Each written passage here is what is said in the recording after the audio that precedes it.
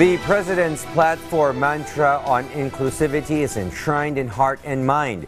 This sixth visit by the Presidential Assistants to Farmers, Fisherfolk and Families took to the Caraga region in Tandag and Butuan in particular to show the sectors in need major love and care from government. Alan Francisco has the details on this visit that completes the President's Mindanao tour for the PAFFF program. Carlos Salvacion has been a farmer in San Agustin, Surigao del Sur for 20 years. Through farming, he provides for the needs of his family and sends his children to school. But this year, he has had difficulty in making ends meet due to the effects of El Nino. Hence, he is thankful for being one of the beneficiaries of the Presidential Assistance to Farmers, Fisherfolk and Families. Magpasalamat kang Bongbong Marcos sa iyang pahalipay sa mga mag-uuma. Dako ni katabang sa akong pamilya kaning iyang programa nga ihatag niya nga grasya sa amoa. Aside from Carlos, Mylene Flores, a farmer of Butuan City, is also one of more than 11,000 beneficiaries of the program. Dako sa ako lang ma'am, super dako jud kay siya tabang para sa mga magsasaka.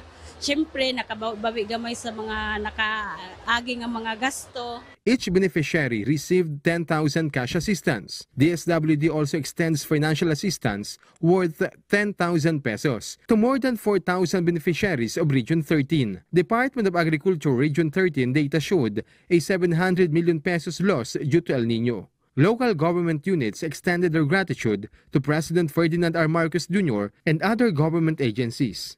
Your support to our agricultural sector during these challenging times is highly valued, particularly the assistance allocated to the farmers and fisherfolks of Butuan. Mahal naming Pangulo, maraming salamat po sa malasakit at pagmamahal na consistently pinapakita niyo po sa amin.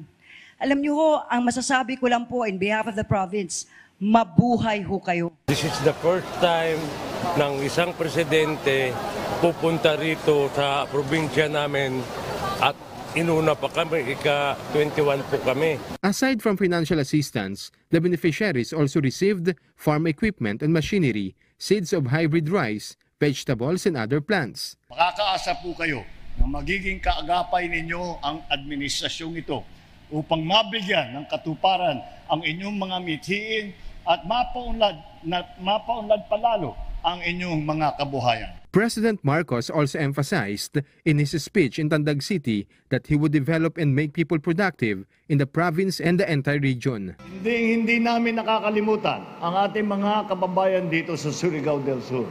Kaya po nandito kami para personal na ipahatid ang tulong mula sa pamahalaan. Ngayong naman ay kailangan natin paghandaan ang tag-ulan na inaasahan magdadala ng higit sa normal na buhos ng ulan sa darating na buwan ng Oktubre. Nais kong malaman ninyo na handa ang pamahalaan kung sakaling man mangangailangan tayo ng pondo at mga supply ng pagkain sa oras ng kalamidad. Beneficiaries from the province were also delighted upon receiving the help from the government. Sobrang laki po ang tulong niya kasi sa time when it comes sa land preparation, yung farm tractor natin, yung isang hektarya, maano lang ng 1.5 oras. Alan Francisco from the National TV Network for a New and Better Philippines.